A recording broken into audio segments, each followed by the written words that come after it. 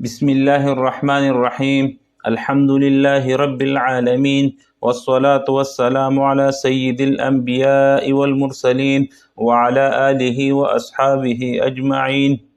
ناظرین اکرام، آج کی اس ویڈیو میں ہم آپ کے سامنے صحابہ کرام رضی اللہ عنہم کے تقوی اور پرہیزگاری کے کچھ ایمان افروز واقعات بیان کریں گے۔ یہ واقعات کتاب حکایت صحابہ فضائل اعمال سے لیے گئے ہیں۔ ان میں سے حضور اکرم صلی اللہ علیہ وسلم اور آپ کے جانثار صحابہ کی وہ عملی مثالیں شامل ہے جو ہمیں تقوی اور اللہ تعالیٰ کے خوف کی حقیقی جھلک دکھاتی ہے۔ چوتھا باب، صحابہ کرام رضوان اللہ علیہم اجمعین کے تقوی کے بیان میں۔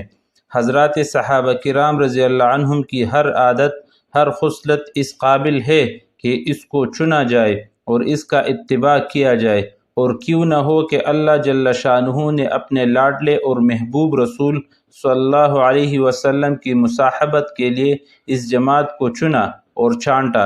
حضور صلی اللہ علیہ وسلم کا ارشاد ہے کہ میں بنی آدم کے بہترین قرن اور زمانے میں بھیجا گیا، اس لیے ہر اعتبار سے یہ زمانہ خیر کا تھا، اور زمانہ کے بہترین آدمی حضور صلی اللہ علیہ وسلم کی صحبت میں رکھے گئے۔ حضور صلی اللہ علیہ وسلم کی ایک جنازہ سے واپسی اور ایک عورت کی دعوت۔ حضور اقدس صلی اللہ علیہ وسلم ایک جنازہ سے واپس تشریف لا رہے تھے کہ ایک عورت کا پیام کھانے کی درخواست لے کر پہنچا۔ حضور صلی اللہ علیہ وسلم خدام سمیت تشریف لے گئے اور کھانا سامنے رکھا گیا تو لوگوں نے دیکھا کہ حضور اقدس صلی اللہ علیہ وسلم لقمہ چبا رہے ہیں، نگلا نہیں جاتا۔ حضور صلی اللہ علیہ وسلم نے فرمایا، ایسا معلوم ہوتا ہے کہ اس بکری کا گوشت مالک کے بغیر اجازت لے لیا گیا۔ اس عورت نے عرض کیا، یا رسول اللہ، میں نے ریوڑ میں بکری خریدنے آدمی بھیجا تھا، وہاں ملی نہیں۔ پڑوسی نے بکری خریدی تھی، میں نے اس کے پاس قیمت سے لینے کو بھیجا، وہ تو ملے نہیں، ان کی بیوی نے بکری بیچ دی۔ حضور صلی اللہ علیہ وسلم نے فرمایا کہ قیدیوں کو کھلا دو۔ فائدہ: حضور صلی اللہ علیہ وسلم کی علوی شان کے مقابلے میں ایک مشتبہ چیز کا گلے میں اٹک جانا کوئی ایسی اہم بات نہیں کہ حضور صلی اللہ علیہ وسلم کے ادنا غلاموں کو بھی اس قسم کے واقعات پیش آ جاتے ہیں۔ حضور صلی اللہ علیہ وسلم کا صدقہ کی کھجور کے خوف سے تمام رات جاگنا۔ ایک مرتبہ نبی اکرم صلی اللہ علیہ وسلم تمام رات جاگتے رہے اور کروٹیں بدلتے رہے۔ ازواج مطہرات میں سے کسی نے عرض کیا، یا رسول اللہ، آج نیند نہیں آتی۔ ارشاد فرمایا کہ ایک کھجور پڑی ہوئی تھی، میں نے اٹھا کر کھا لی تھی کہ ضائع نہ ہو، اب مجھے یہ فکر ہے کہ کہیں وہ صدقے کی نہ ہو۔ فائدہ: اقرب یہی ہے کہ وہ حضور صلی اللہ علیہ وسلم کی اپنی ہی ہوگی، مگر چونکہ صدقے کا مال بھی حضور صلی اللہ علیہ وسلم کے ہاں آتا تھا، اس شبے کی وجہ سے نبی اکرم صلی اللہ علیہ وسلم کو رات بھر نیند نہ آئی کہ خدا نخواستہ وہ صدقے کی ہو اور اس صورت میں صدقے کا مال کھایا گیا ہو۔ یہ تو آقا کا حال ہے کہ محض شبے پر رات بھر کروٹیں بدلے اور نیند نہیں آئی۔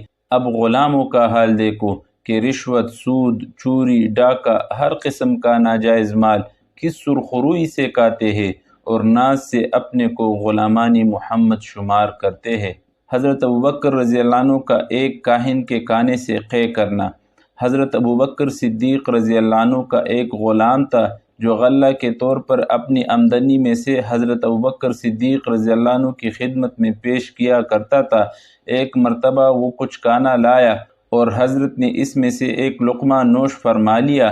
غلام نے عرض کیا کہ آپ روزانہ دریافت فرمایا کرتے تھے کہ کس ذریعہ سے کمایا، آج دریافت نہیں فرمایا۔ آپ نے فرمایا کہ بھوک کی شدت کی وجہ سے دریافت کرنے کی نوبت نہیں آئی۔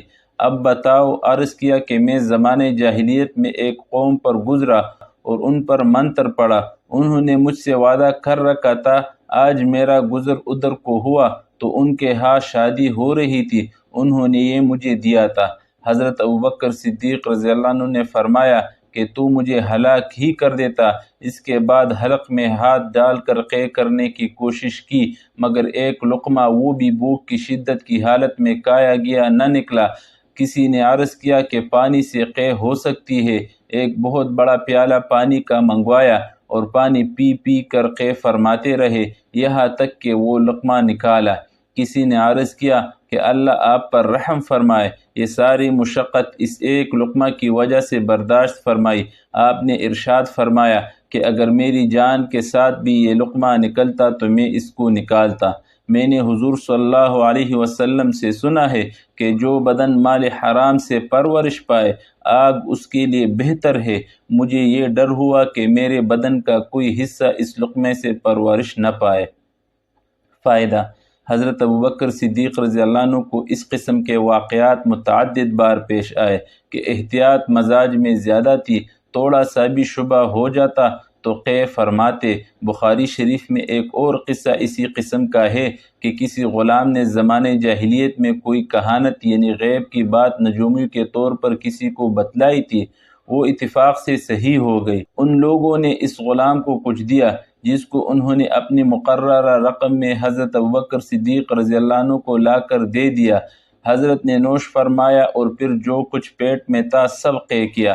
ان واقعات میں غلاموں کا مال ضروری نہیں کہ ناجائز ہی ہو، دونوں احتمال ہے، مگر حضرت ابوبکر صدیق رضی اللہ عنہ کی کمال احتیاط نے اس مشتبہ مال کو بھی گوارا نہ کیا۔ حضرت عمر رضی اللہ عنہ کی صدقہ کے دودھ سے قے۔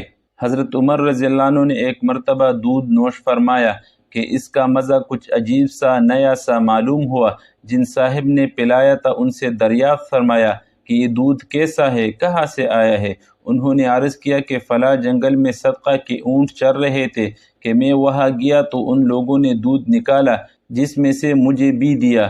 حضرت عمر رضی اللہ عنہ نے منہ میں ہاتھ ڈالا اور سارے کا سارا قے فرما دیا۔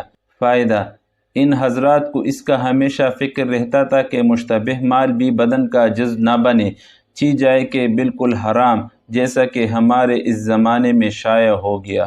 اللہ تعالی ہمیں صحابہ کرام رضی اللہ عنہم کے تقوی، پرہیزگاری اور اللہ کے خوف کو اپنی زندگیوں میں اپنانے کی توفیق عطا فرمائے، آمین یا رب العالمین۔ مزید ایسی ایمان افروز ویڈیوز کے لیے ہمارے چینل ترجمان الکتاب کو سبسکرائب کیجیے۔ السلام علیکم ورحمۃ اللہ وبرکاتہ۔